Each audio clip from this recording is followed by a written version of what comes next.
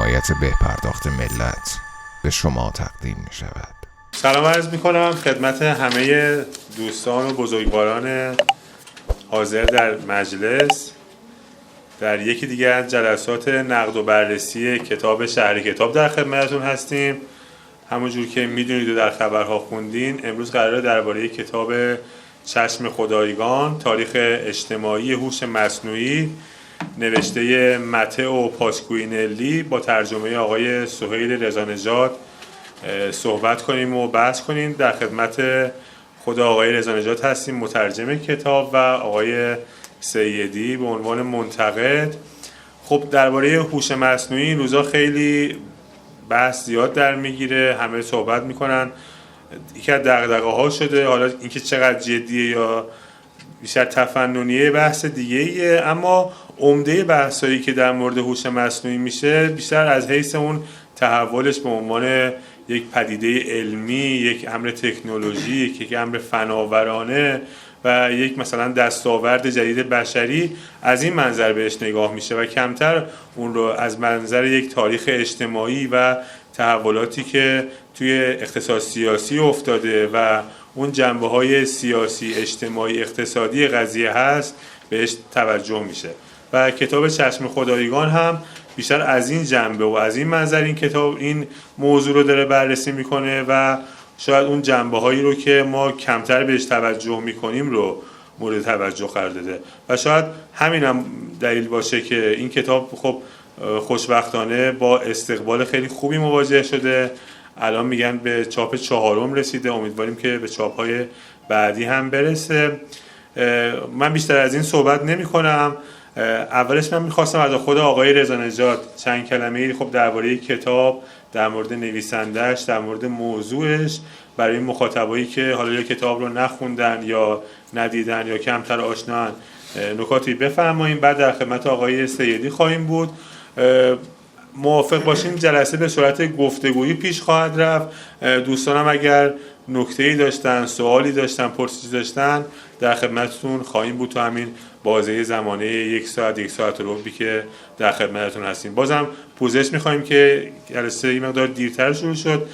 گفتیم که اونایی که تو ترافیک هستن برسن که در خدمتشون باشیم. در خدمت آقای رضانژاد هستیم. من یک کوتاه بگم البته درباره این که خودم چطور آشنا شدم با پاسکوینلی و اینکه چطور اصلا این کتاب رو تصمیم گرفتم که ترجمه بکنم. من به خاطر در واقع اون دوره دانشجویی و اینها با یه حلقه مطالعاتی از ایتالیا آشنا شدم و اونجا بحث درباره اصولا فناوری‌های دیجیتال، تاثیرش روی اجتماع به ویژه حوزه کار برای این گروهی که داشتیم خیلی برجسته بود.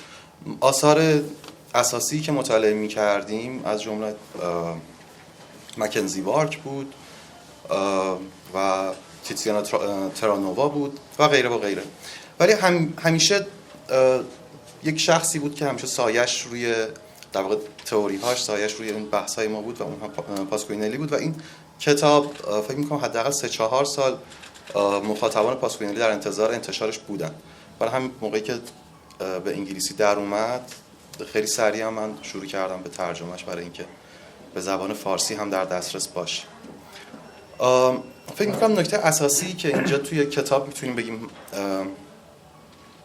در واقع نکته کلیدی هست برای اینکه در بحث رابطه جامعه، فناوری و حوزه کار به ویژه پاسکوینلی یک نظریه جدید، یک در واقع گشایش ایجاد میکنه. تئوری هستش که تو انتهای مقدمه خودش بهش اشاره میکنه و توی کل فصول هم سعی میکنه این تئوری رو از جنبه‌های مختلف بهش بپردازه. اون تئوری عنوانش به انگلیسی هستش Labor Theory of Automation یا اونجوری که ترجمه کردم نظریه خودکارسازی کارمحور. فرم این تئوری در واقع برگرفته است از Labor Theory of Value از دیوید ریکاردو، اقتصاد سیاسی در واقع نظریه پردازی اقتصاد سیاسی کلاسیک و به طب کسی که خیلی این نظریه رو مشهور کرد کارل مارکس هستش. خیلی مورد بحث هم هست Labor Theory of Value برای اینکه از اون طرف در واقع جریان راستگرا همواره اصرار داره که اون چیزی که در فرایند تولید امر مولد محسوب باید بشه سرمایه هست و از اون طرف کارل مارکس و به تبع ریکاردو اون چیزی که مطرح میکنن اینه که کار هستش که مولده. در واقع ارزشی که تولید میشه به واسطه کار هست، سرمایه. حالا بحث درازدامنیه که حالا خود به لیبر تئوری و ولیو نمیخوایم بپردازیم اینجا، اما اون چیزی که پاسکوینلی با لیبر تئوری اف اتوماسیون داره ارائه میکنه این هستش که آنچه که خودکارسازی رو ممکن میکنه نه سرمایه، نه علم، نه هوش و ذکاوت، بلکه خود فرایند کار هست، خود کار هستش. بنابراین از این طرف این نظریه در واقع بازگشتی به فرمی از اقتصاد سیاسی چپ و از طرف دیگه این بحث رو که سالها مطرح بوده توی حوزه اقتصاد دیجیتال، سرمایه‌داری پلتفرمی، اقتصاد کارگی، که آیا کار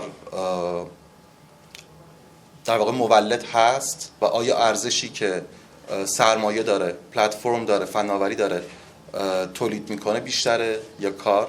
این مسئله رو در واقع پاسکوینلی با این تئوری از نو شرح میده و دوباره کار رو به مرکز بحث برمیگردونه. اگه بخوام یک نکته‌ای بگم که حالا این چرا اهمیت داره، در واقع تئوری هایی که قبل از پاسکوینلی مطرح بود کار رو همواره در حاشیه میگذاشت.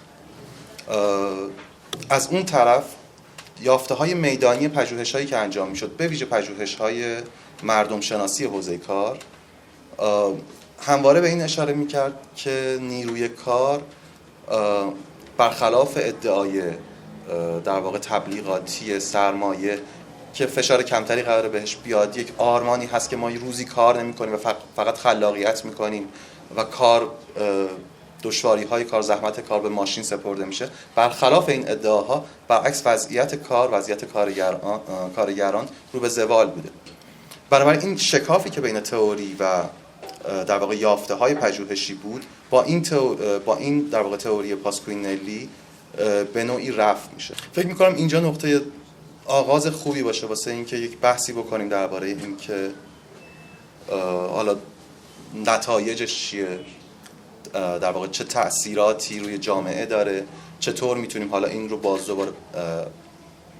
دوباره بفهمیم، وضعیتی که در واقع این فرم اقتصادی جدید روی شرایط کار داره. فکر میکنم این نقطه شروع خوبی باشه. اگه اجازه بدید منم اینجا کوتاه بکنم صحبتم. خیلی ممنون. من فقط قبلش این نکته بگم، آقای رضا نژاد برای دوستانی که نمیدونن ایشون دانش آموخته ارتباطات هستن، شاید فکر کنن که چپن، خیلی حرفای چیزی بیشتر از این جنبه صحبت کردن، ولی بیشتر حوزه مطالعاتی و کاریشون ارتباطات هست و آقای سیدی هم که تو حوزه فلسفه و فلسفه سیاسی بیشتر کار کردن و بحث کردن. ما در خدمت شما هستیم. سلام عرض میکنم، خیلی خوش اومدید. منم خیلی تشکر میکنم اول از آقای رضا نژاد که ترجمه کردن کتاب رو. کتاب خیلی مهمیه. خب حتما کتاب رو یا خوندید یا خواهید خوند و بیشتر در موردش صحبت میکنیم. فکر میکنم حالا یه دیالوگی برقرار بکنیم که یه سری مسائل کتاب اینطوری مطرح بشه.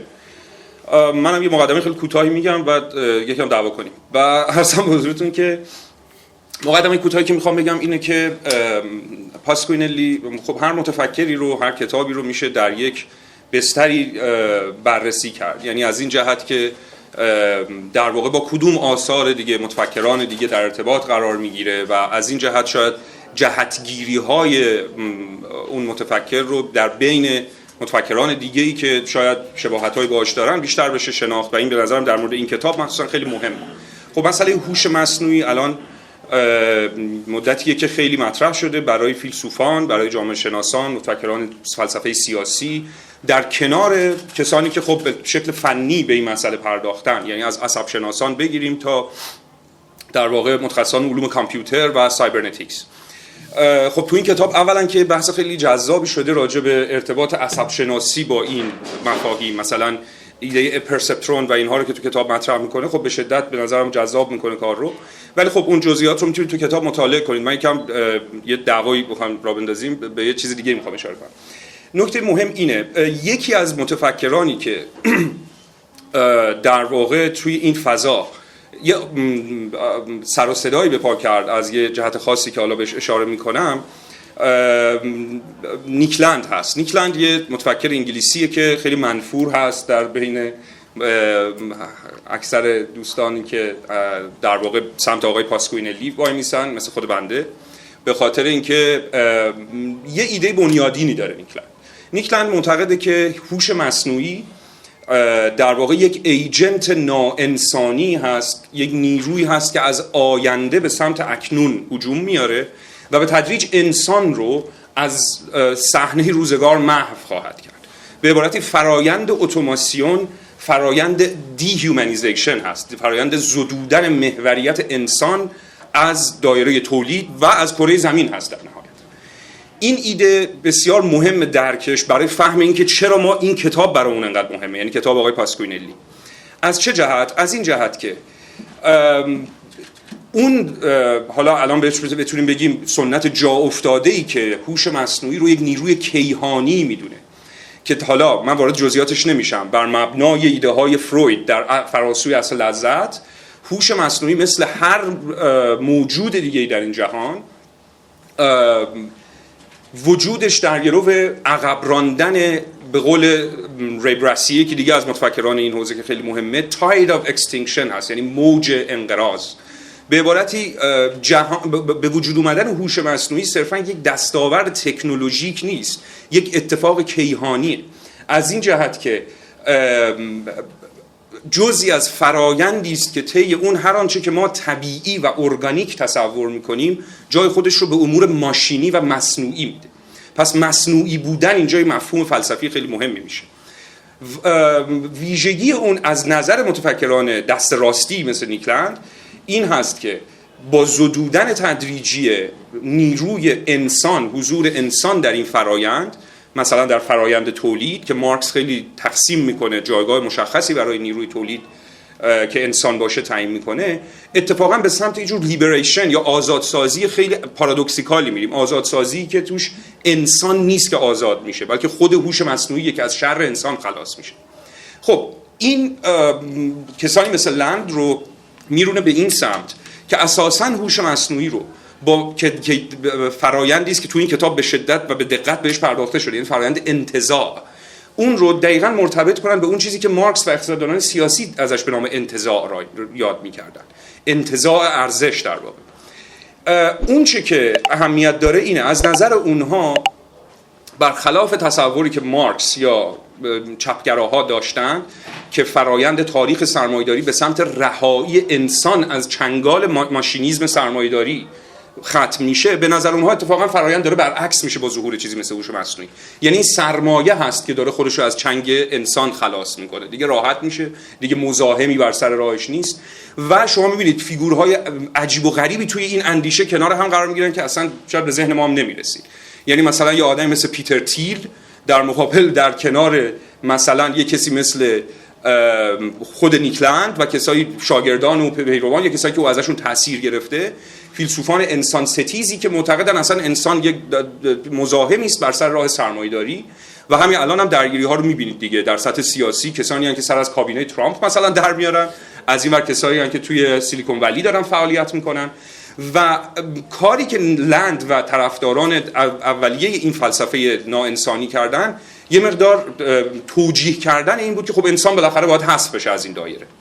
اهمیت کار کسی مثل پاسکوینلی و اینا اینه که ایده هوش مصنوعی رو به عنوان یک مفهوم اتفاقا برمیگردونن به درون فرایند کار، به معنایی که حالا مارکس گفته بود و اونو بست میدن. در نتیجه اینجا ما دوباره راهی پیدا میکنیم برای اینکه از هوش مصنوعی صحبت بکنیم، از انتزاع صحبت بکنیم، ولی همچنان اون رو در بستر روی کردی که در واقع رادیکال هست قرار بدیم، به این عنوان که هوش مصنوعی فرایند و پیامد فرایندی است که در اون همونجور که مارکس و خیلی از متفکرهای دیگه گفته بودن، در درون سرمایه‌داری یه نزاعی وجود داره بین نیرویی که داره مدام خودش رو از هر بندی رها میکنه، یعنی نیروی کار، نیروی حیات انسانی، و نیرویی که از اون ور به واسطه بهره کشی از این نیرو مدام در برابرش میسته. به نظر میرسه هوش مصنوعی یه نقطه‌ای در این نزاع. پاسکوینلی خیلی دقیق این رو باز میکنه از این جهت که به ما نشون میده که برخلاف اون تصور کسانی مثل لند و شتابگراها، هوش مصنوعی اتفاقا در خدمت تثبیت نیروی سرمایه میتونه نباشه. هوش مصنوعی خودش یه تحولیه که درون سازوکار تقسیم کار اجتماعی داره رخ میده و در نتیجه همون جور که در مارکس هم اشاره کرده بود، این نیرو قابل بازپسگیری توسط ایجنت هایی که اونجا فعالن. انسان ها محو نمیشن به واسطه بالا اومدن هوش مصنوعی، بلکه نقش جدیدی پیدا میکنن و این خیلی نکته خیلی به نظر من مهمیه. هرچند که خیلی از مفاهیم همونجور که اشاره کردن تحول پیدا میکنه این وسط، چه تولید باشه، چه توزیع باشه، چه مصرف باشه و همه اینها. از این جهته که من فکر میکنم پاسکوینلی با نوشتن تاریخ اجتماعی هوش مصنوعی خیلی کمک میکنه به این فضایی که توش مدام ما میشنویم که انگار هوش مصنوعی فقط میتونه ضد انسان عمل کنه، فقط ضد آزادی عمل کنه. هوش مصنوعی در نهایت میاد از ما استفاده میکنه، ما رو به عنوان ماده خام به کار میبره و در نهایت هم از دست ما یه روزی خلاص خواهد شد و خودش میمونه اون سیاره‌ای که حالا ازش داره استفاده میکنه. این به نظر من یکی از نقاط خیلی مهم، نکات بسیار مهم این کتابه که هم ترجمه کردنش باعث میشه که خیلی به نظر من اتفاق مهمی باشه، همین که باب یک بحثی رو باز میکنه که من فکر میکنم برای در واقع ادامه این داستان خیلی مهمه. امروز هم ما این در بین خود اکثر فلاسفه که تو این حوزه کار میکنن یه جور واکنش خیلی جذابی داریم علیه این فضایی که میخواد بگه هوش مصنوعی میاد انسان رو حذف میکنه، آزادی ها رو از بین میبره و این چیز خوبیه. به عبارتی اینا کسایی هستن که هوش مصنوعی رو اتفاقا اون عنصری میدونن که انسان جامعه بشری رو قرار خلاص کنه از دست بوروکراسی و دموکراسی و هر چیزی که دست و پای تولید سرمایه‌دارانه رو بسته و در نتیجه یه هر از گاهی یعنی در منطق نئولیبرالیسم تعریفش میکنن. یعنی اون منطقی که میگه آقا انسان‌هایی که حالا اعتراضی دارن یا حس میکنن ناعادلانه داره ثروت تقسیم میشه یا هر چیز دیگه ای، اینا همشون دارن فقط دیگه دشمنشون ما نیستیم، مثلا با یک طبقه خاصی درگیر نیستن، بلکه با آینده در مشکل دارن، با پیشرفت تکنولوژی که قراره از شر این قضیه خلاص بشه مشکل دارن. در نتیجه همش این صداها باید خاموش بشه به نفع پیشرفت خود هوش مصنوعی. اما پاسکوینلی و کسانی مثل اون نشون میدن که اتفاقا اینطور نیست. اتفاقا هوش مصنوعی مثل هر تحول دیگه اینجا جایی که کسی مثل پاسکوینلی به خوانش افرادی مثل نگری هم نزدیک میشه. یعنی تحولات درون جامعه معاصر یا سرمایه‌داری معاصر ناشی از مبارزاتیه که افرادی که درگیر این سازوکار هستن انجام میدن و سیستم رو مجبور میکنن خودش رو تحول ببخشه. به این معناست که این یک تاریخ اجتماعی هوش مصنوعی است. حالا میتونیم وارد یه دیالوگ چیزی بشیم، ولی من فکر میکنم این کتاب اهمیتش از این جهته که به جای اینکه یه دفعه بیاد و تکلیف رو یکسره کنه و بگه هوش مصنوعی برای انسان کارش تمومه، درون یک تاریخی از مبارزات و تحولات مربوط به خود کار قرار میده هوش مصنوعی رو. و حالا من میتونم توضیحات بیشتری هم یادداشت کردم که بدم و اینها، ولی فکر میکنم میتونیم با هم صحبت کنیم. آره شما هم بگید ما هم بگیم ببینیم چی میشه. شما از سمت در واقع شتابگراها گفتید و این ایده نمیدونم پادارمان شهریه یه جورایی. آره دقیقاً. که آره خلاص میشیم ولی انسانیت چیزیه که نیاز نداریم ازش خلاص میشیم. واسه همین پادارمان شهریه، چون انسانیتی قراره نباشه و ما باز هم خوشحال باشیم. از اون طرف چیزی که خیلی حالا حداقل توی پژوهش‌های یا در واقع اونجوری که مردم عادی علاقه بیشتری دارن ببینن هوش مصنوعی رو، شکل آرمان شهریشه. به این شکل که شما کارهای یدی، کاری که عرض کردم، کاری که زحمت داره، این کارها رو قرار ما دیگه از این بعد انجام ندهیم و بسپاریم به هوش مصنوعی یا در نهایت همه انواع اتوماسیون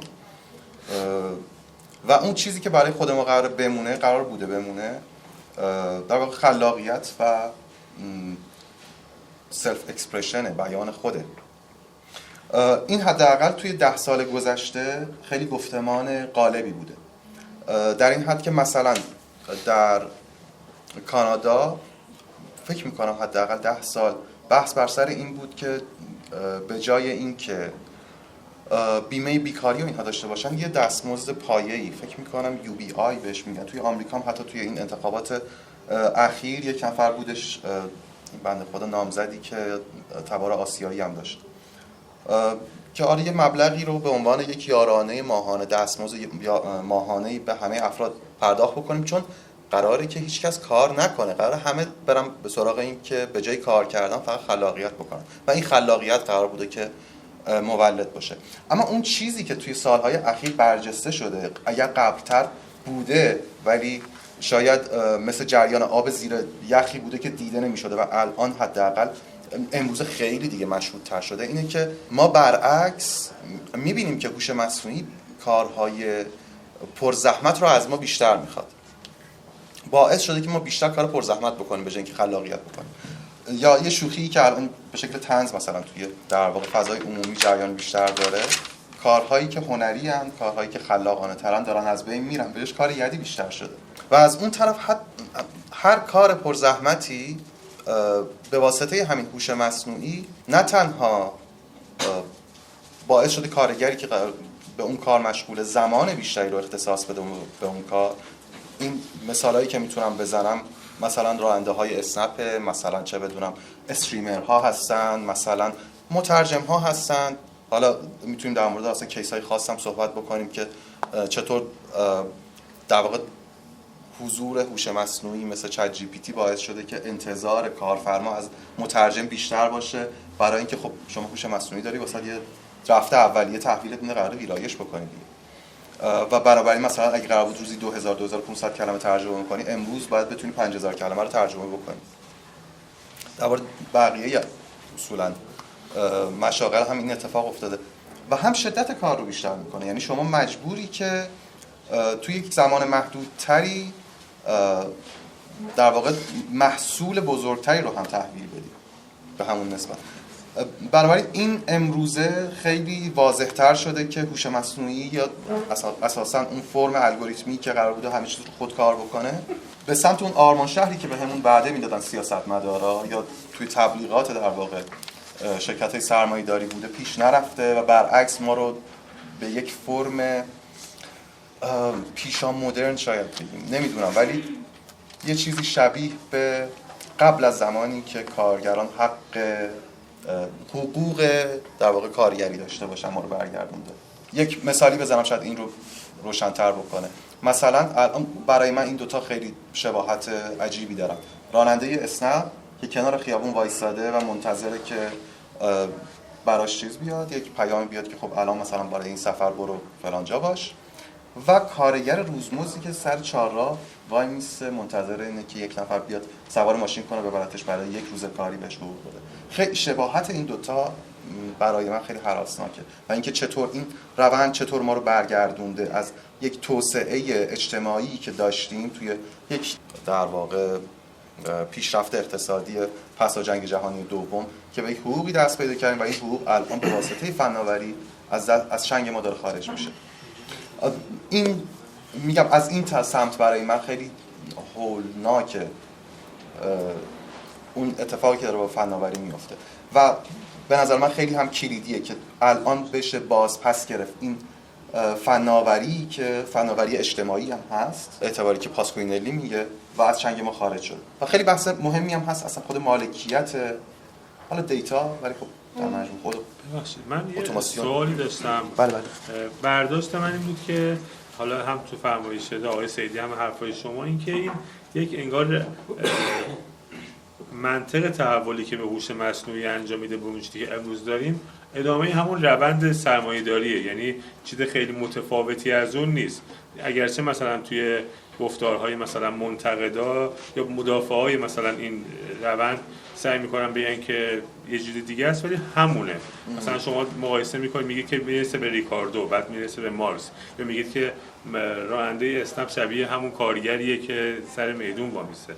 یعنی اینجا یه تحول جدی و اساسی اتفاق نیفتاده، اما از اون طرف احساس میکنم که میگید که این روند داره خیلی تشدید میشه. یعنی این ابزار، حالا اگه ابزار اسمشو بگیم یا اون هوش مصنوعی به عنوان این روند موفقیت سرمایه‌داری رو خیلی به نحو مضاعفی پیش میبره. اینجور نیست. یعنی و نکته دومی که این آینده خیلی تیره و تارتری رو انگار داره به تصویر میکشه. یعنی خیلی انگار فضا تاریک نمیشه، خیلی نگاه، حالا نگیم بدبینانه بگیم واقع بینانه، ولی آیا یک واقعیت و یک آینده خیلی سیاهی در انتظار ما نخواهد بود با اون چیزی که شما گفتید؟ حالا میخواید شما بفرمایید. نکته که میگید خیلی نکته مهمیه، این بحث خیلی بسیار مهمی که میگم اصلا کتابای مثل اینم به خاطر همین دعوا نوشته شدن.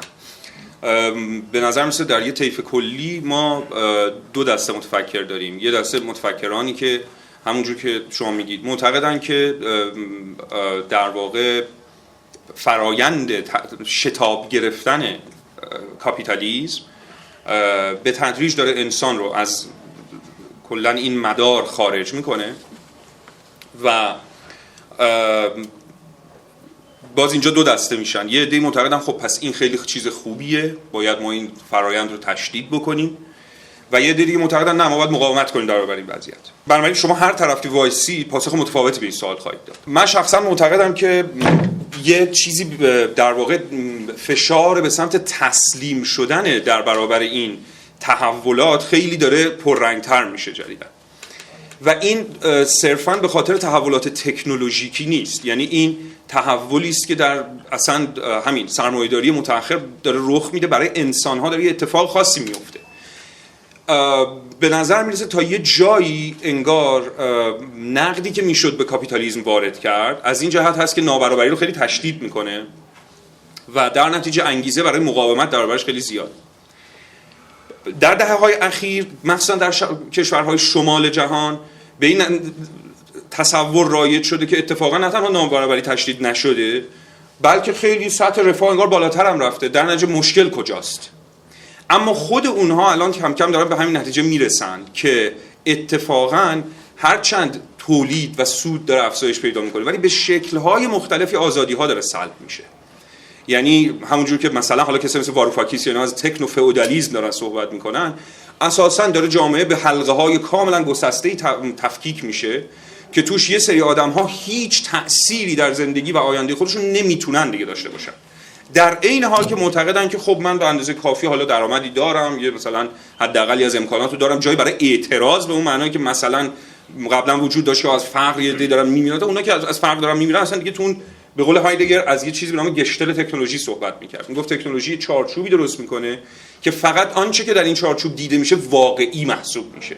هر چیزی که میخواید واقعی نباشه به زبان دیگه کافی از این تصویر خارجش بکنید. در این حال هایدگر از تصویر جهان، از عصر تصویر جهان صحبت می‌کرد. ما الان در دورانی زندگی میکنیم که به نظر میرسه از طرفی لحظه به لحظه انگار آزادتریم به خاطر اینکه کسی مداخله‌ای در زندگی روزمره ما نمیکنه، از اون طرف برعکس یه فرایند دیگه‌ای داره نشون میده هیچ کس دیگه جز همین سرنوشتی که از روز اول براش تعیین شده که توی یه فرایندی تبدیل به یه موجودی بشه که تمام ساعات زندگیشو برای درآمدش صرف بکنه، در این حال تصور کنه که آزاد، چاره دیگه‌ای نداره. شما نگاه کنید دیگه الان در روزگار ما شکل رایج شغل یا کار علاوه بر حالا یعنی یکم را جلوتر بریم از چیزی که پاسکونیلی گفته، اینفلوئنسر دیگه، نه؟ یعنی جاب جای خودش رو از فعالیت تولیدی داده به یه فعالیتی به نام اینفلوئنسر بودن، یعنی کسی که تصویر زیادی از خودش تولید میکنه و در عین حال انگار که ما اونا رو در مقام حالا مثلا یه نفر چیزی یا میخندونه ما رو یا داره درسی میده یا سخنرانی میکنه یا هر چیزی مثل اینها. به عبارتی به قول آنتونیو نگری کار غیر مادی داره میشه. خب تو این فضا همزمان که به نظر میرسه ما با یه سری از یه جهتی راحت تریم، نه آدم‌ها احساس میکنن خب تا حالا لازم بود من برم بیل بزنم، الان تو خونه‌م من میتونم بشینم کار بکنم، پس به یه معنا راحت تر شده کار. اما به این معنا هم هست که حالا دیگه شما 3 نصف شب تو رخت خوابت هم ممکنه بهت یه پیام بدن که سری پاشو اینو مثلا بنویس و بفرست. یعنی زمان کار اینجاست که مفهوم کار مهم میشه. زمان کار یعنی زمانی که سرمایه‌داری حق داره از زندگی شما ارزش استخراج بکنه، دیگه 8 صبح تا 2 بعد از 4 بعد اینا دیگه نیست. شما دیگه نان استاپ در هر لحظه‌ای از شبانه روز آمادگی اینو باید داشته باشی که پاسخگوی یه دیمندی باشی، یه چیزی سری پاشو اینو بنویس، یه دونه پست بذار، یه دونه یعنی فعالیت دیگه بی‌وقفه است. این منو یاد چیز میندازه، یاد توصیفی که نیچه از واپسین انسان میکرد در کتاب چرینگوف زرتشت. موجوداتی که به شدت چون حالا من خیلی کانتکست کوتاهشو بگم، توی چنین گفت زرتشت یک فیلسوف پیامبریه که میاد و یک اندیشه جدیدی رو مطرح میکنه، از فرا انسان صحبت میکنه، از بازگشت جاودان صحبت میکنه، چیزایی که تا به حال کسی انگار راجعش صحبت نکرده و آدم‌ها خیلی هر روز یه خطابه‌ای میخونه و آدم‌ها مخاطبانی مثل خود انجیل وایسادن و به حرفای این گوش میدن و حالا یا میفهمن یا نمیفهمن. بعد از مدتی اواخر کتاب دیگه اون زرتشت میگه که من تعالیممو دادم و برمیگردم میرم تو غار خودم. چند دهه بعد یا چند سال بعد برمیگرده میگه برام ببینم چه تأثیری گذاشت این حرفایی که من زده بودم برای مخاطبان. خب این حرفا خیلی جدید بود، تو فرا انسان یا ابر انسان صحبت میکرد، از بازگشت جاودان صحبت میکرد، خیلی از واژگون کردن ارزش ها صحبت میکرد، از آریگویی به زندگی صحبت میکرد مخصوصا.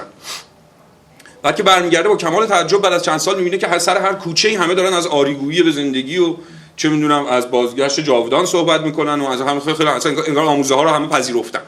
منتها یه چیز خیلی جذابی که نیچه اونجا توصیف میکنه اینه که این آریگویی و سرتکون دادن به معنای پرداختن و انگیزه‌ای برای حیات ایجابی داشتن جای خودش رو داده به ار کردنی که یه خر هم میتونه سرشو تکون بده و ظاهرا، یعنی این تصویر جشن خر توی فصل آخر به این اشاره کنه، اونم ظاهرا هی داره میگه بله، داره میگه آری. خب ایده اینجاست دیگه، یعنی این آموزه های رادیکال وقتی پخش میشن بعد از مدتی خودشون علیه خودشون تبدیل به یه چیزی ضد خودشون میشن. حالا چه نکته‌ای توی این هست؟ به نظر میرسه تو روزگار ما هم آدم‌ها آزادن که هر کار دلشون میخواد بکنن.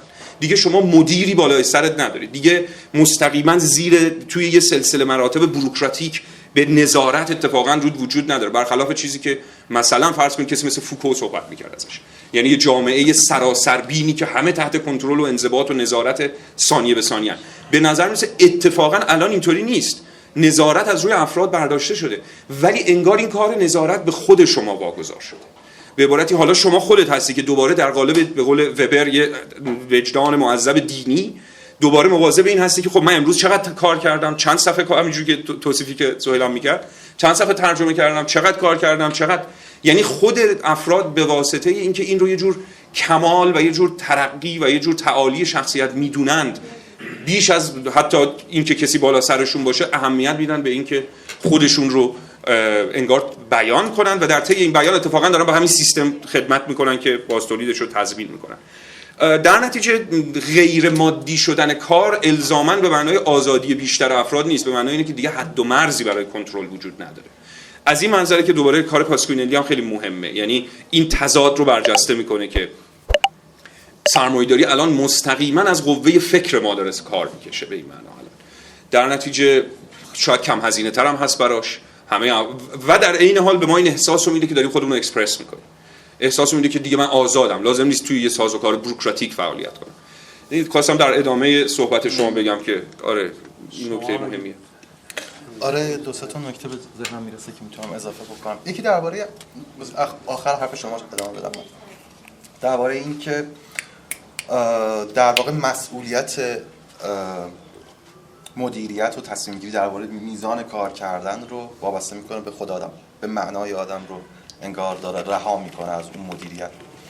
با این حال این بچه وجود داره، این بچه به شدت الان داره برجسته تر هم میشه. شما به میزانی که نیاز دارید، اصلا توی تبلیغات این شرکت هایی که به ویژه روی کار گیگ کار میکنن، توی خارج از ایران اوبر، چه بدونم آمازون مکانیکال تورکس و غیره و غیره هستن، داخل ایران هم آچاره هست، اسنپ هست، تپسی هست و غیره و غیره.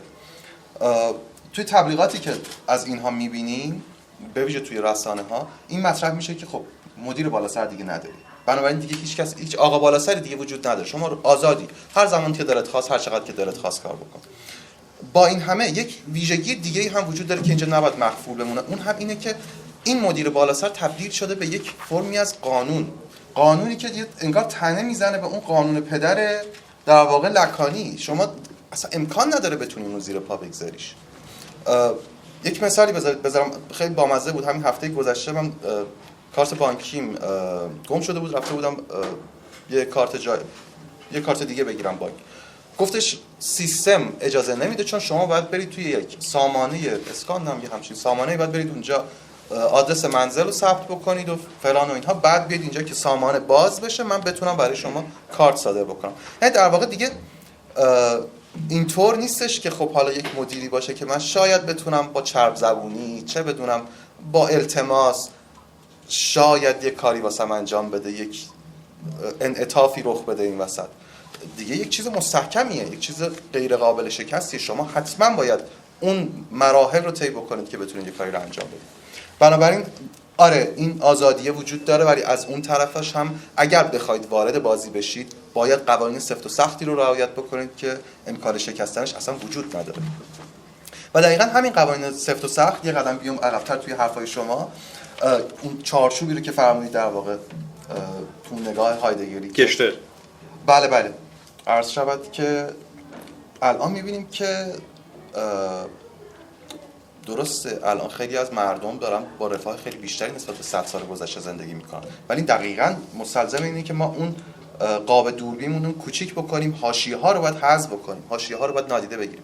و دقیقاً این حاشیه حذف شدن به اعتباری بسیار امر مادیه، به این معنی که شما الان می‌بینید جنبش‌های ضد مهاجری که دقیقاً حاشیه‌ها رو می‌خواد حذف بکنه. از ایران بگیرید تا شیلی تا آمریکا، همه دقیقاً وارد این عرصه شدن که حاشیه رو دقیقاً انگار که یه عکسی که حاشیه داره با قیچی ببرن و بندازن دور، که اون تصویر نهایی که باقی میمونه یک تصویر در واقع شسته رفته و در واقع توسعه یافته‌ای باشه.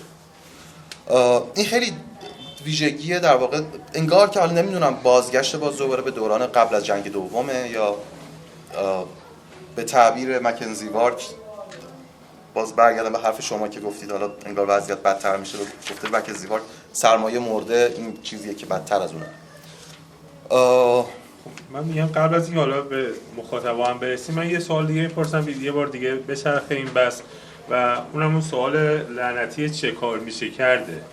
یعنی اینکه خب حالا چه کار میشه کرد، یعنی به هر حال هوش مصنوعی داره دست هر کی که باشه داره پیشرفتایی میکنه، توی زندگی ما هم وارد شده، همون اتوماسیونی که شما میگید هست. خب یه زمانی حالا اون کسایی که منتقد سرمایه‌داری بودن میگفتن خب شما حزب درست کنید، نمیدونم سندیکا درست کنید، گروه‌هایی درست کنید، برید تو خیابون اعتراض بکنید، یعنی یه سازوکارهایی بود و اون کسی هم که باهاش مقابله می‌کردیم خیلی مشخص بود، مثلا دولت‌ها بودن دیگه. ما مثلا میگفتیم با اعتراض می‌کردیم به دولت. حالا تو کشورهای دموکراتیک سعی می‌شد که مثلا از دولت مثلا راست ببرنش به سمت دولت چپ، تو کشورهای غیر دموکراتیک هم سعی می‌کنن کل دولت‌ها مثلا حالا یه جوری سرنگون کنن، مثلا علیهش وایسن. ولی الان در برابر مثلا تحولات هوش مصنوعی چیکار میشه کرد؟ به کی میشه اعتراض کرد؟ چه جوری میشه اعتراض کرد؟ و اصلا آیا میشه کاری کرد یا اینکه یه امر محتوم و از پیش تعیین شده است و در نهایت ما هیچ کاری نمیتونیم بکنیم و این داره مسیر خودش رو پیش میبره؟ میخواید شما خب خیلی نکته مهمیه. اهمیت کتاب پاسکوینلی و کسایی مثل اون اینه که الهامی که از مارکس میگیرن اینجا و کل اندیشه چپ، که البته به مارکس محدود نمیشه، این مسئله که از اسپینوزا حتی ممکنه شروع میشه. به چه معنا؟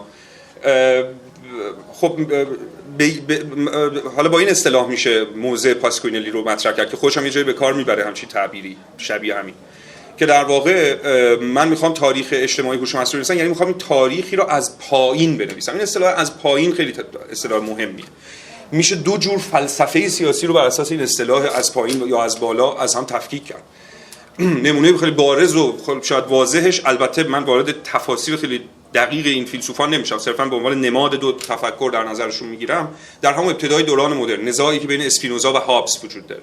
به عبارتی متفکری که معتقد قدرت سیاسی برآمده از پایین، برآمده از مردمه، از روی بدنها شروع میشه، از روی کنش‌هایی که به شدت به نظر ریز و فردی و روزمره میرسن شروع میشه، یا متفکری که معتقد نه همه تصور ما از بالا، از جایگاه لویاتان شروع میشه. نه من میگم خیلی میشه تفاسیر اینها بسیار بسیار متنوع. مثلا کسی مثل آگامبن خود اینو برعکس تفسیر میکنه، هابز رو معتقد یا اصلا چیز دیگه‌ای داره میگه. ولی من این چیز کلی که رایجه رو میخوام بگم. چرا این مسئله مهمه؟ به خاطر اینکه شکل فلسفه ورزی رو هم عوض میکنه. درست همین مطلب تقابل تفسیر از پایین و از بالا رو بین کسی مثل پاسکوینلی و نیکلند که اشاره کردم میبینیم. یعنی کسی که مثل پاسکوینلی اهمیتش توی اینه که معتقده آنچه که قدرت به معنای رایج کلمه، یعنی قدرتی که داره ما رو کنترل میکنه، به ما شکل میده، سرکوب میکنه، هر چیزی که شما میذارید در یه مصداقش سرمایه‌داری، دولت، همه اینا. میشه این رو از بالا در نظر گرفت به عنوان یک عنصر سرکوبگری که داره، یعنی تحلیل فلسفی ما باید از اونجا شروع بشه، یا حالا بگیم بده یا خوبه، فرقی نمیکنه، یا نقدش کنیم یا تاییدش کنیم. اما نکته دیگه اینه یک شکل دیگه از فلسفه ورزی وجود داره که من پاسکوینیلی اتفاقا تو اون مسیر میتونم بفهمم، مسیری که اسپینوزا باز کرد و اتفاقا تو خود نظریه سیاسی هم مدام با این مقابله شد. چرا؟ چون اسپینوزا معتقد بود ما همه چیز از پایین باید ببینیم. به عبارتی اگر شما شکلی از قدرت سرکوبگر، کنترلگر، نمیدونم هر مدل مختلفی که داره در سازوکار سیاسی مشاهده میکنید، تحولات اون ناشی از یه چیز درونی روحی فراتاریخی نیست. تحول شکل‌های دولت ناشی از ایده‌های نبوغ‌آمیز فلان سیاستمدار یا بهمان نظریه پرداز نیست. به خاطر اینه که جامعه در سیر تحول خودش هرچه بیشتر به سمت این میره که آزادی بیشتری طلب میکنه، اتونومی یا خدایینی بیشتری طلب میکنه. این کلمه اتونومی روش تاکید میکنه، یعنی خدایینی، یعنی استقلال، یعنی خودم به خودم فرمان بدم. این شعار روشنگری هم بود، نه؟ یعنی بعدها چند قرن بعد از اسپینوزا کسی مثل کانت روشنگری رو با این تعریف کرد دیگه، فرمان بردن از خود، قانون گذاشتن برای خود. هر چقدر این نیرویی که از جانب پایین، دوباره تاکید میکنم، میخواد بیاد بالا، یعنی فشار بیاره، فضاهای بیشتری رو تسخیر کنه، خودش به خودش فرمان بده، دیگه از کسی فرمان نبره، شکل زندگی خودش رو خودش تعیین بکنه، هر چقدر این قدرتش بیشتر میشه، مقاومت در برابرش از بالا هم بیشتر میشه. پس تحولات شکل‌های کار، تحولات شکل‌های دولت، تحولات شکل‌های سیاست، به هر معنایی که بوروکراسی مثلا، چجوری میشه توصیفشون کرد؟ به خاطر اینکه این قدرتی که مدام نمیخواد تن بده، میخواد سرکشی بکنه، میخواد شکل زندگی خودش تعیین کنه، چون شکل عوض میکنه، چون منعطف‌تر میشه، چون فضاهای جدیدتری رو اشغال میکنه، اون قدرت از بالا که میخواد اینو کنترل کنه، ازش بهره بگیره، مدام باید شکل خودش عوض کنه. به عبارت یه سری از نظریه پردازا که من پاسکوینیلی اون به سمت اونا فکر میکنم سوق داره، ایدهشون اینه اصلا تحول از تولید به سبک سرمایه‌داری قرن 19 به تولید یا باز توزیع به سبک چیزی که حالا در هوش مصنوعی ما داریم میبینیم، به خاطر اینکه تمایل اون قدرت کنترلگر مدام به اینه که با هزینه کمتری اتفاقا افراد رو کنترل کنه. پس ما دیگه از یه جور تمرکز قدرت سرکوبگر در یه دولت هابزی لویاتانی مدام میریم به یه چیزی که در اتاق خواب شما، در گوشی شما میخواد به زندگی شما شکل بده، شما رو تشویق بکنه تا به جای که سرکوب بکنه که لایک بزن، تولید محتوا بکن، اینجوری زندگی کن، و در نتیجه حالا به جای اینکه به شما زور گفته بشه، شما خود به خود تبدیل میشه به موجودی که دیگه نیازی به یک پلیس بالای سر خودت نداری. پس هوش مصنوعی برای این متفکران توی اون سیستم قرار میگیره، برای مقاومت در برابر یا در واقع زور گفتن به اون قدرت مقاومتی، اینجوری بگم، که نمیخواد تن بده به این سازوکاری که داره ازش بهره کشی میکنه و مدام داره پخش میشه در همه جای جامعه.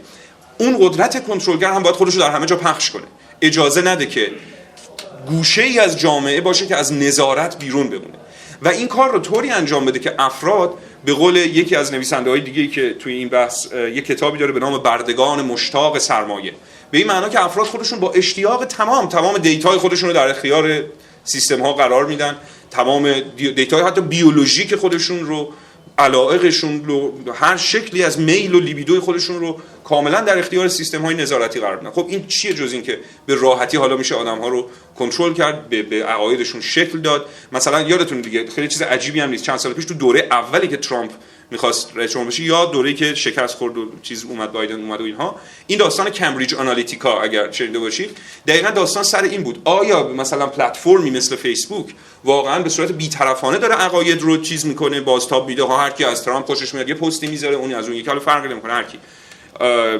مخالفش عمل میکنه و اینها، یا اینکه نه، به طرز نامحسوسی کاری میکنه که شما فقط بیشتر این دیتاهای مربوط به یه سمت خاصی رو بیشتر ببینید و اون سمت دیگر رو کم رنگ بکنه. خب این یه سرکوب واضحی نیست، کسی نمیتونه انگشتش رو بذاره روش بگه و هنوز که هنوز مسئله حل نشده، ولی نشون میده که چجوری میشه افکار عمومی رو حالا خیلی راحت جهت داد، خیلی بی زحمت، بدون زحمت کنترل کرد. خب حالا اصلا همه چیز داره تغییر میکنه، پس یعنی ما تو فضایی هستیم که اینو میتونیم حس کنیم، تو جامعه خودمون هم همینطوری. ما الان واقعا نمیدونیم مردم ایران اکثریتشون چه عقیده سیاسی دارن. میدونید چی میگم؟ چون اون چه که بازنمایی میشه در شبکه‌های اجتماعی خیلی مهمتره تا اون چیزی که در واقعیت داره اتفاق میفته، بعد مقدمه بر اون اتفاقا. خب این فضای خیلی تیروتاریه دیگه، یعنی خیلی اتفاقا کنترلش هم خیلی مولکولی تره، خیلی در نقاط خردتری داره عمل میکنه و خیلی هم سخت‌تر این که ما بفهمیم واقعا کف جامعه چه اتفاقی داره میفته، واقعا آدما عقاید عمومیشون چیه، در حالی که به نظر میرسه خیلی راحت‌تر آدما دارن خودشون رو اکسپرس میکنن.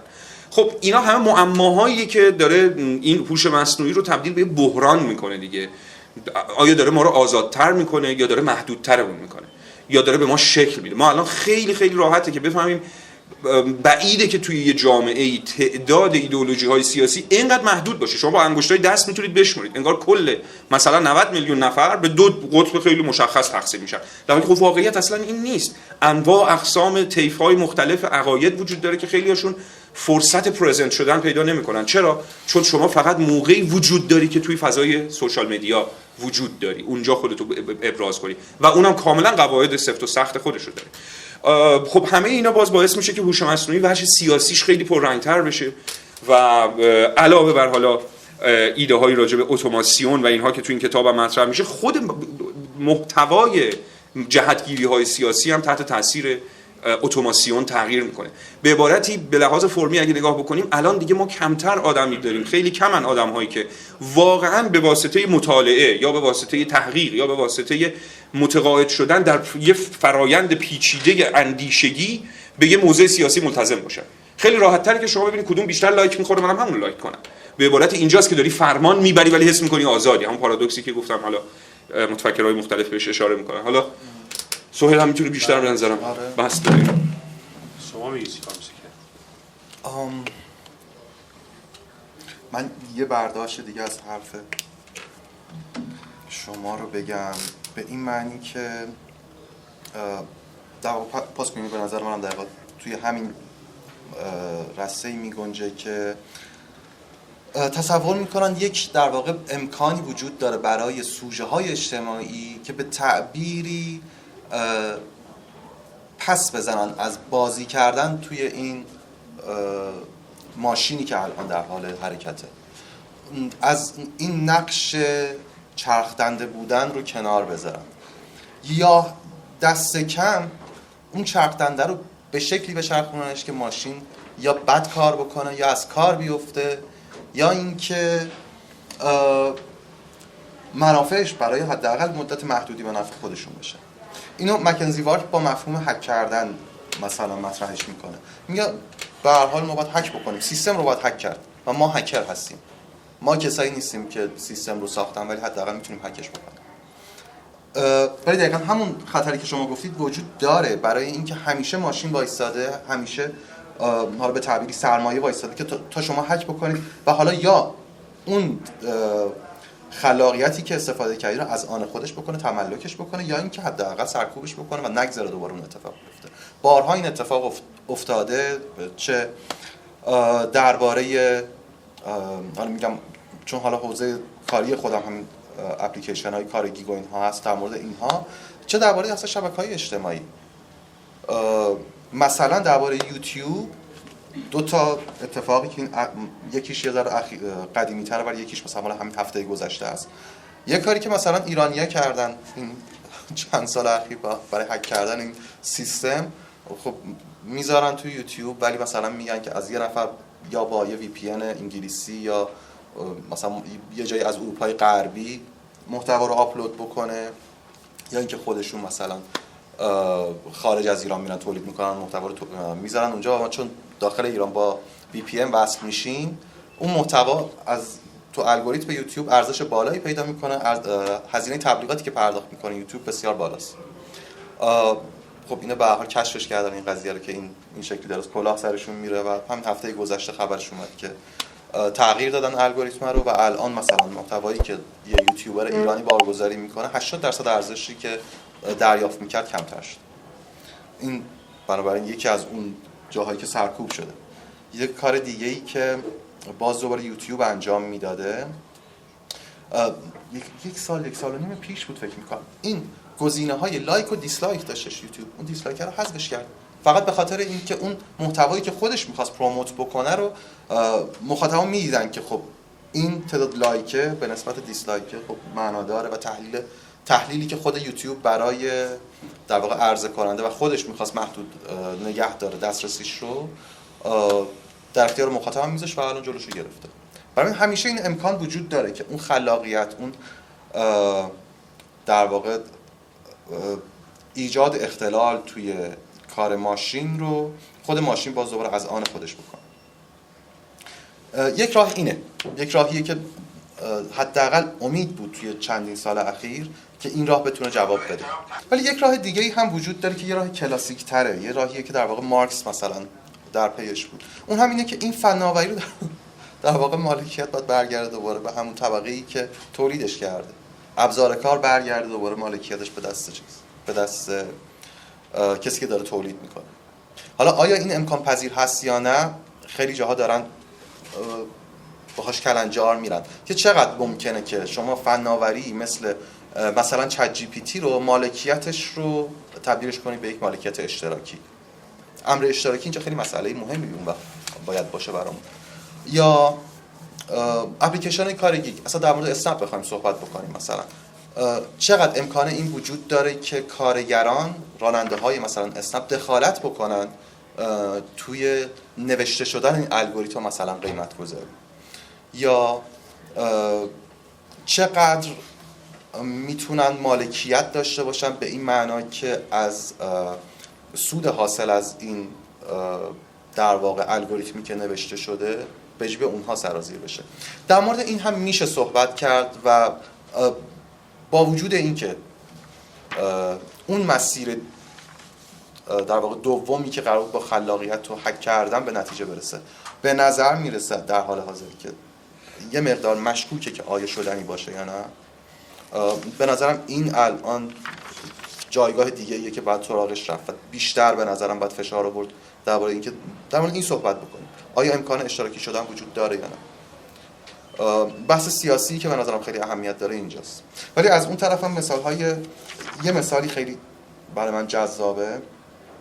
آمازون مکانیکال تورک یه اپلیکیشنیه در واقع شبیه آچاره ما. هر کسی مهارتی داره اونجا میتونه یه رزومه از خودش بگذاره و کسی که کارفرماست نیاز داره به استفاده از یک مهارتی اونجا سفارشی رو ثبت میکنه. مکانیکال تورک این دوتا رو به هم دیگه متصل میکنه و یه مبلغی رو توافق میکنن و اون کار رو انجام میدن.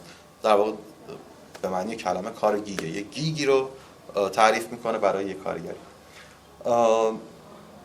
خب توی همچین ساختاری قدرت همواره به نفع کسیه که پول دستشه و قرار کارفرما باشه. یه کاری که انجام شد، یه خانم ایرانی هم بود، فامیلیش هم ایرانی، لیلی ایرانی، توی خود کتاب هم بهش اشاره میکنه، پاسکوینلی. یکی از اون مثالاییه که توی همه کتابا که توی این حوزه هستن اسمش میاد. اینها شروع میکنن یه وبسایتی رو آماده کردن دقیقاً با آستابی از همون آمازون مکانیکال تورک. اونجا می اومدن کارفرماها به کارگرها امتیاز میدادن که کدوم کارشون بهتره، دستمزد تعیین میکردن ها. این طرف کارگران در واقع امتیاز میدادن به کارفرماها و اونها رو مشخص میکردن که با کدوم کارفرما کار بکنید دستمزد بهتری میگیرید، کدومشون ممکنه که پولتون رو ندن و غیره و غیره. و این یه مقدار اون تعادل قدرت بین این دو سمت در واقع قرارداد کاری پیمانکارانه رو متعادل کرده بود. اما توی اون بحث باز دوباره یه چیزی که فراموش شده بود، خود اون پلتفرم اون مکانیکال تورکی که اون وسط وایساده و این دوتا رو داره به هم متصل میکنه، باید به اون حمله کرد به نظر من. خیلی ممنون. ما چند دقیقه هم در خدمت دوستان هستیم. اگر دوستان کسی سوالی نکته‌ای بفرمایید. خیلی ممنونم، متشکرم. من فکر کنم که اگر بحثا یه ذره فارغ از این دو تا نظام سرمایه داری و مثلا کارگری باشه، قدری مثلا درباره نسبت انسان و ماشین مثلا بشه یه ذره بحث کرد، قدری شاید مفیدتر باشه و اینکه ما ببینیم که به کجا میرسیم. شاید پرسش اصلی به نظر من ارزش این کتاب که حالا استقبالی هم ازش شده اینه که در مواجهه هیجانی ما با پدیده‌ای مثل هوش مصنوعی یه دیدی یه اینسایتی میده که خب اونجور که فکر میکنی هم ممکنه نباشه. و شاید الان پرسش اصلی برای تعداد زیادی از آدم ها این باشه که انسان کجا میره، چه سرنوشتی پیدا میکنه.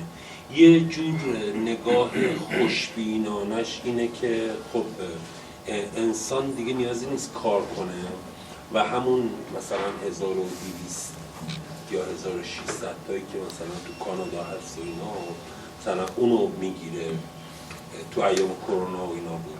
بعد خب بعد چی کار کنه با اون؟ یعنی ما نمونه‌های ایرانی شد خوشبختانه همه جا هست. من دیگه مثلا خب یه سری از آدم ها رفتن مثلا تبدیل به موجودات تن‌پرور و بی‌مصرف‌تر از اینجا شدن، چون به هر حال یه حداقلی داشتن.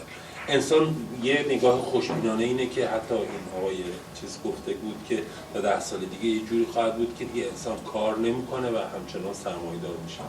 یه نگاه بدبینانه کارگریش هم اینه که انسان حذف میشه و نقش‌هایی که بلده حذف میشه و الان دلهره خیلی از آدم‌ها اینه که خب اگر من قراره مثلا تا 10 سال آینده عمر مفید کاری من هست، نیازی به این کار دارم، اگه قرار حذف بشم من خب چجوری از زندگی کنم، چی کار میتونم بکنم. این شاید قدری دغدغه جدی‌تری باشه، یعنی یه ذره بحث خب خیلی فراتر رفت از کتاب و شاید مثلا این موضوعاتی که آدم‌ها درگیرشن.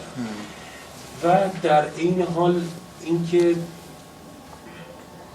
فکر می‌کنم که مثلا همواره مسئله اینه که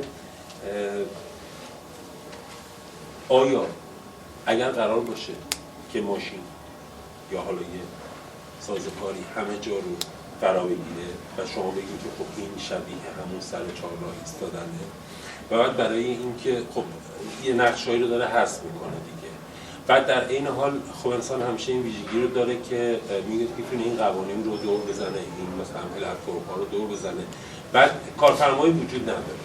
یا به تعبیر دیگه این حس رو به شما میده که کارفرما به معنای سنتیش وجود نداره، نظام بردگی به معنای سنتیش مثلا وجود نداره، تا زمانی که تو به این آگاهیه برسی که نه، این هم یک جور نظام کارفرماییه. بعد یه سری ناظر وجود داره و خب اگه قرار ناظر وجود داشته باشه، اصلا پرسش یه ذره جدی‌تر اینه که اگر همه چیز به همون شکل قدیمی بود آیا بهتر نبود؟ یعنی مثلا دارم میگم اگر قرار شما از روستا بیای تو شهر، از شهر بیای مثلا به پایتخت، از پایتخت بری مثلا تو نیویورک مثلا 40 سال کار کنی تا بعد برگردی به روستا و مثلا 10 سال در آرامش زندگی کنی، بهتر نبود همونجا رو ترک نمی‌کردی؟ این من این فکر کنم که چالش جدی‌تریه که آدم‌ها باهاش مواجهن که در مواجهه با دنیای امروز به طور کلی چیکار باید بکنن و به چه نتیجه‌ای باید برسن. از سوال دوم بذارید شروع بکنم. به مسئله اساسی اینه که امکان پذیر نیستش، یعنی یه فناوری که اومده دیگه نمیتونیم ما به عقب برگردیم. این خیلی مسئله مهمیه. خیلی الان آرزوشون اینه که در واقع سالها کار میکنن که یه پسندازی داشته باشن، یه توشه‌ای جمع بکنن که دوباره برگردن روستا زندگی بکنن. انگار یه رویای مشترک انگار خیلی از ماها شده این روزها حداقل. اما آیا امکان پذیر این یا نه؟ آیا این اجازه به ما داده میشه؟ آیا اصلا با این سرعتی که ما داریم محیط زیست رو نابود میکنیم برای اینکه دیتابیس بسازیم برای هوش مصنوعیمون، آیا اصلا روستایی باقی میمونه که ما برگردیم بهش یا نه؟ آیا آبی اصلا هست توی اون روستا که برگردی اصلا تشنه نمونی؟ بگذاریم از برق و حالا انرژی های دیگه واسه گرمایش و غیره. بنابراین یه مقدار مسائل زیاده واسه این که بگیم خب اون گذشته good old days آیا امکان پذیر هست که برگردیم به اون یا نه.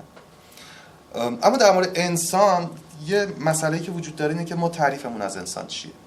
آیا اصلا این انسانیت با اون اومانیسم مثلا اروپایی مثلا یکسانه؟ آیا اون اومانیسم اروپایی انسان رو مثلا رنگش سیاه هم تصور میکرد؟ میدونید این خیلی مسئله مهمیه و یه تصویر خیلی جذابی از انسانیت فکر کنم توی این فیلم پارازیت بود اسمش، کره‌ایه، یه تصویر درخشانی داره اون فیلم. فکر میکنم اون خدایگان خانه از قضا چیز بود، شغلش هم توی همین حوزه‌های دیجیتال و در واقع فناوری و غیره و غیره بود و خونه‌ش هم به شدت مدرن بود و سوپر مدرن بود.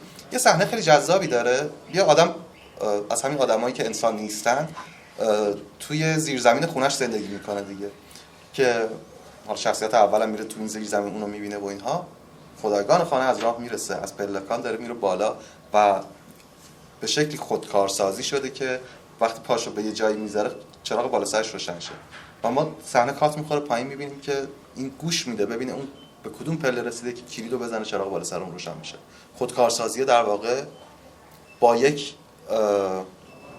در واقع کسی که انسان نیست، یک انگار ماشین، انگار کسی که از حقوق انسانیت حداقل برخوردار نیست به اون معنا، داره برای اون محقق میشه ولی برای این نه. بنابراین یه مسئله اساسی اینه که خب ما این مرز اون وقت می‌خوایم چی کارش بکنیم. چه کسی قراره انسان باشه، انسان زندگی بکنه، این حقوق رو داشته باشه، از خودکارسازی بهره مند بشه، و چه کسی قراره که یک چرخ‌دنده‌ای باشه توی اون ماشین که این ماشین برای اون انسان خودکار بشه. در واقع کدوممون قراره کجا قرار بگیریم؟ این خیلی مسئله مهمیه و واقعا هم امروز الان با این روبرو هستیم. همون بحثی که درباره حاشیه کردیم و درباره مثلا مسئله مهاجران، عرض کردم شیلی، آمریکا، ایران، همه جا واقعا این مسئله الان داره مطرح میشه که ما چطور قراره اینها رو کجا قرار بدیم. بحث خیلی جدیه که الان جامعه باش به نظرم روبرو هست. من نمیدونم، شاید من بدونم. در ادامه صحبت که میکنیم به نظر من این نکته مهمیه که در واقع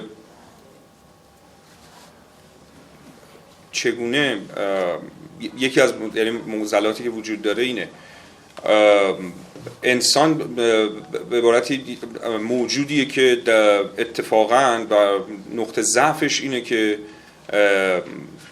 با خودش نمیدونه چی کار باید بکنه. یعنی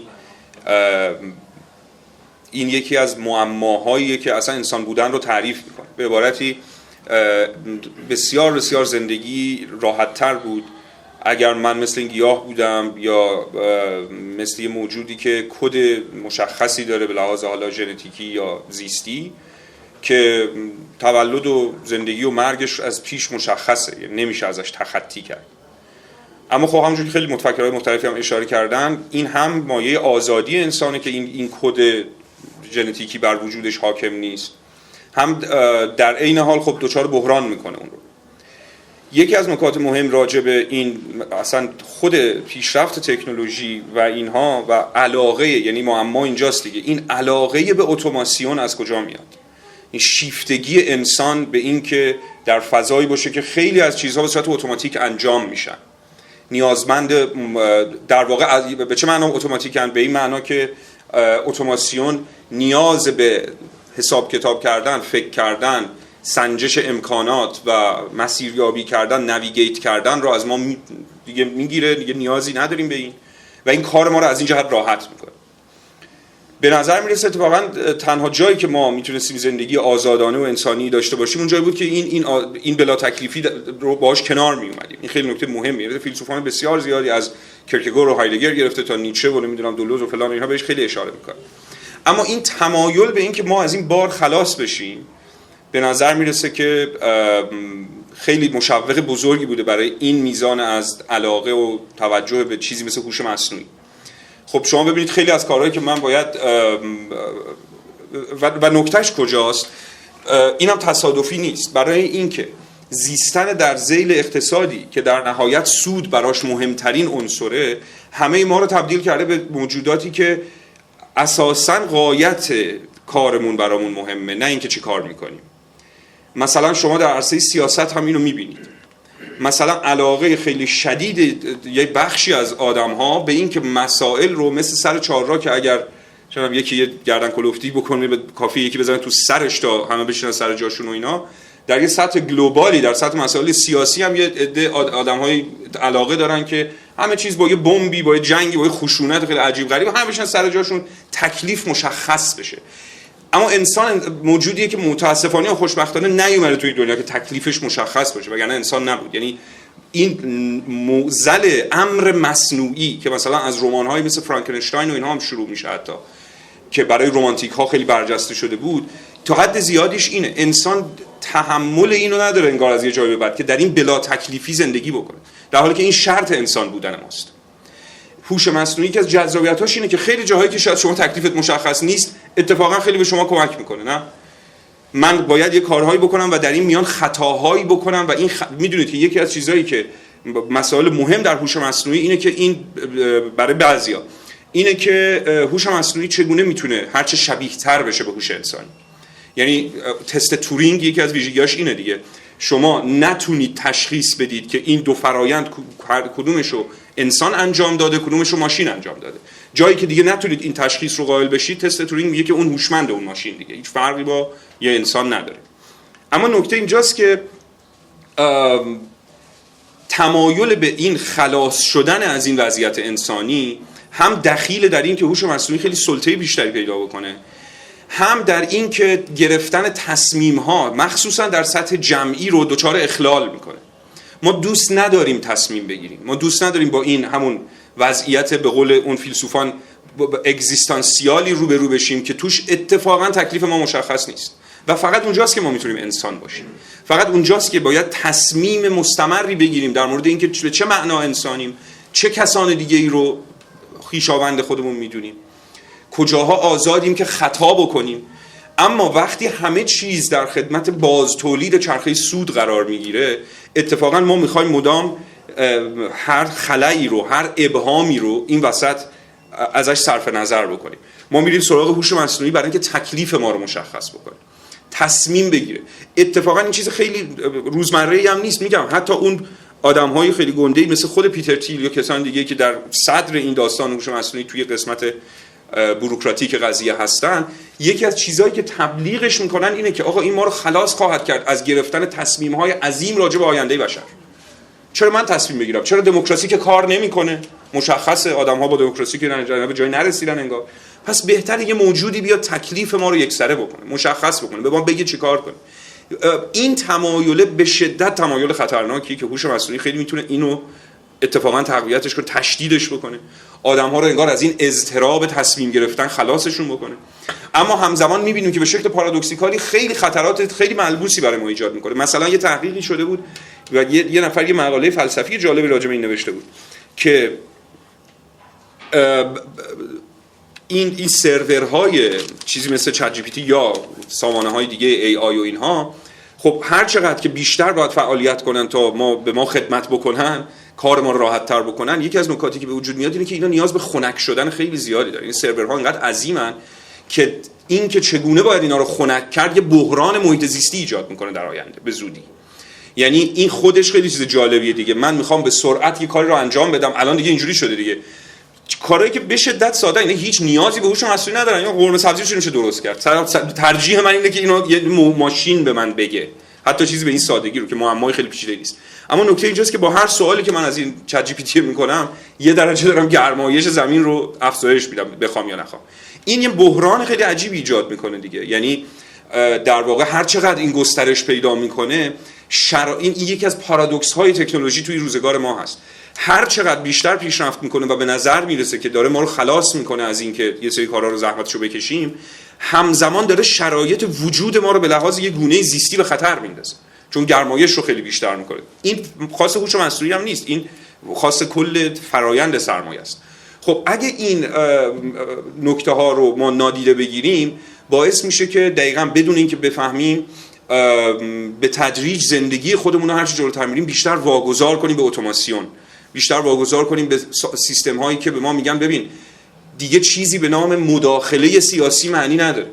چرا که مداخله درست رو یه ترکیبی از بیولوژی تکاملی به یه معنای خاص و اتوماسیون، این اونم اتوماتیکه دیگه، چون بیولوژی تکاملی به شما نمیپرسه به کدوم سمت برم، شما به سمت میبره و در واقع یه جور داروینیسمی بر هر دو حاکم میشه، چه در حوزه هوش مصنوعی باشه، چه در حوزه منازعات اجتماعی باشه، چه در حوزه توزیع منابع باشه که لحظه به لحظه کمبودشون بیشتر حس میشه. خب چه بهتر که حالا که ما نمیتونیم به نتیجه برسیم برای اینکه تصمیم درستی بگیریم، یه موجود دیگه‌ای بیاد که تصمیم بگیره برای بهینه‌سازی سیستم، بخش زیادی از ماها رو اصلا حذف کنه. یعنی یکی از معضلات هوش مصنوعی اینه دیگه. که اگر یه معمای خیلی جالبی رو یه نویسنده دیگه که خیلی هم اونم بحث‌های جالبی راجع به این مسئله داره مطرح میکنه توی کتاب زندگی 3 اگه دیده باشید، اسم نویسنده‌اش الان دقیقاً هم نمیاد، اونم نویسنده جالبیه. یه سوالی مطرح میکنه، معمایی میگه که خب اگر یک جایی هر چقدر ما بیشتر تصمیم گیری راجع به مسائل خطیر رو به هوش مصنوعی واگذار کردیم و اون به این نتیجه رسید که آقا من میتونم بحران گرسنگی رو حل کنم، اما راهش اینه که یه چند میلیارد نفر رو حذف کنم کلا از کره زمین. خب اینجوری هم حل میشه واقعا مشکل گرسنگی، چون جمعیت کم میشه. اما مسئله اینه که چه جوری میشه اون رو براش معیاری تعریف کرد که اتفاقاً امها و انهدام نوع انسان یکی از گزینه‌هاش نباشه، در حالی که این هی داره برای ما عادی‌تر میشه انگار. و اینم البته دوباره خاص هوش مصنوعی نیست. تکنولوژی از یه جای به بعد یا شاید از همون ابتدا با جنگ خیلی رابطه مهمی داشته. در نتیجه صرف نظر کردن از وجود یه سری افراد در جامعه و اینکه تصمیمش با چه کسیه، امروز هم شما در سطح جهانی اینو می‌بینید دیگه. در کشورهایی که از ما انسان‌تر به حساب میان، 2 درجه گرم شدن کره زمین یا نمیدونم یه ذره آلودگی خیلی مختصر در فلان حوزه بحران اجتماعی که باید بهش رسیدگی بشه. در یه گوشه دیگه از کره زمین روزی 1000 نفر کشته بشن، خیلی بحران که ایجاد نمی‌کنه، هیچ صرفا یه عددیه. یه جای هایدگر اشاره کرده بود که هرچی جلوتر میریم انسان‌ها جای خودشون رو به سلسله‌های اعداد در یک شیت آماری میدن، یعنی اصلا بود و نبودشون صرفا فرقش توی یه ضرب و تقسیم. خب به نظر میرسه که این هی داره خطر جدی‌تری میشه. تا یه زمانی توی فیلم‌های ساینس فیکشن و اینها فقط بود، اما امروز واقعا ما باهاش روبرو هستیم. باید یه جایی به این مسئله توجه کرد. و دوباره پاسکوینلی اینجا اهمیت کارش رو نشون میده که گرفتن تصمیم‌های دموکراتیک راجع به آینده نوع بشر رو نمیشه فقط به یک طبقه خاص، فقط به یک ماشین در شکل خیلی خطرناک‌ترش واگذار کرد که به ما بگه که ببین طبیعی ترین شکل زندگی اینه چون هوش مصنوعی رو من ببین خیلی چیز هولناکیه دیگه. اگر اون یه جوابی داد که همگان باید بپذیریم، برسیم به جایی که هر جوابی که ماشین داد رو من باید بپذیرم. یه کتاب دوباره خیلی جذابی که اونم حالا نمیدونم ترجمه شده یا نه، فکر می‌کنم خیلی جذابه که ترجمه بشه از یکی از همین متفکرای معاصر، اسمش اینه The Machine Decision is not final. نمیدونم دیدید این کتابو یا خیلی کتاب جذابه. حرفش اینه که ما نباید اجازه بدیم که این فرایند تحول هوش مصنوعی به جایی برسه که ما تصمیمات خودمون رو موقتی تلقی کنیم ولی تصمیم ماشین رو نهایی تلقی کنیم. انگار داریم به این سمت میریم. اگر اون اینو میگه پس حتما درسته. من یه وقتی یه چیزی پادکستی می‌دیدم که تحلیل سیاسی داشته ارائه میداد، بعد طرف میگفت خب ببینید برای اینکه میخوام بی‌طرف باشم، شما فکر نکنید من دارم از جایگاه ایدئولوژیک خاص خودم مثلا فلان حرفو میزنم، از چت جی پی تی میپرسم به نظر تو وضعیت سیاسی چجوری، بعد اونو میخون به عنوان اینکه خب یه چیز بی‌طرفی داره میگه دیگه. ببینید چقدر این خطر اشغال کردن یه جایگاه مرجعیت اتوماتیک داره ما رو تهدید میکنه. اتفاقا نبوغ خیلی از متفکرایی که ظاهرا خیلی خطرناک بودن مثل کارل اشمیت و اینها که به نظر میرسه آدم فیلسوف حزب نازی طرف و فلان اینها، اتفاقا نبوغشون در این بود. میدونید که واکنش اصلی اشمیت به این بود اگر قرار همه چیز اتوماتیک بشه ما حداقل یه تصمیم انسانی رو در یه نقطه نگه داریم که اونو واگذار نکنیم دیگه به اتوماسیون. خب اگر به جایی میرسیم که خیلی اوضاع داره خطرناک میشه، بعید نیست خب یه عده‌ای به اقتداری پناه ببرن که تکلیفشون رو حداقل یه انسان روشن کنه به جای ماشین. میخوام بگم این بحران از دو طرف خودش رو تشدید میکنه. از یه طرف شما درگیر سرکوب ماشینی هستی، هیچ بعید نیست که تمایل پیدا کنید به اینکه حداقل یه انسانی بزنه تو سر من به جای اینکه یک ماشین بزنه سر من. در نتیجه این لوپ خطرناکی که خودش رو باز تولید میکنه. حالا من وارد اون بحث نمیخوام بشم، ولی ایده لوپی که خودش رو باز تولید میکنه ایده بنیادین سایبرنتیک هم هست. یعنی تصادفی نیست. یعنی این که ما افتادیم تو فضاهایی به لحاظ اجتماعی سیاسی که هر تصمیمی میگیریم و از فقط خرابتر ظاهرا داره میشه و نمیدونیم چیکار کنیم. گرفتن تصمیم به یه بحران بدل شده و ظاهرا به نظر میسه جزء اقتدار خیلی خطرناکی که بالا سر ماست، یعنی که راه دیگه نمونده برای گرفتن تصمیم‌های انسانی. اینم ناشی از منطق همین سرمایه است که خودش رو در هوش مصنوعی به اوریان‌ترین شکل ممکن نشون میده. یعنی هر خروجی سیستم، سایبرنتیکس یعنی این دیگه، هر خروجی سیستم دوباره برمیگرده به ورودی و به سوخت این سیستم تبدیل میشه. به نظر میشه از چنین سیستمی به هیچ عنوان نمیشه رفت بیرون. شما هر چقدر دربارش مقاومت کنید، همون مقاومتی که میخواد سیستمو خراب کنه اتفاقا باز تولید میکنه خود سیستمی رو که ظاهرا داره بهش حمله میکنه. از اون طرف تلاش برای حفظ کردن بخشی از این سیستم اتفاقا به دی استابیلایز شدن و بی ثبات شدن سیستم کمک میکنه. این هم یکی از ویژگی‌های زمانه ماست که در واقع به خاطر این ابهامات عجیب و غریب هی می‌خوایم همه تصمیم‌ها رو به یک موجود حاکمانه‌ای واگذار کنیم که حالا به قول اشمیت اگر از انسان بود باز بهتر بود، ولی ما الان با یه جور سیستمی روبرو هستیم که ماشین قرار سرنوشت ما رو تعیین کنه، حتی دیگه همونقدر اعتراض هم علیهش امکان پذیر نیست.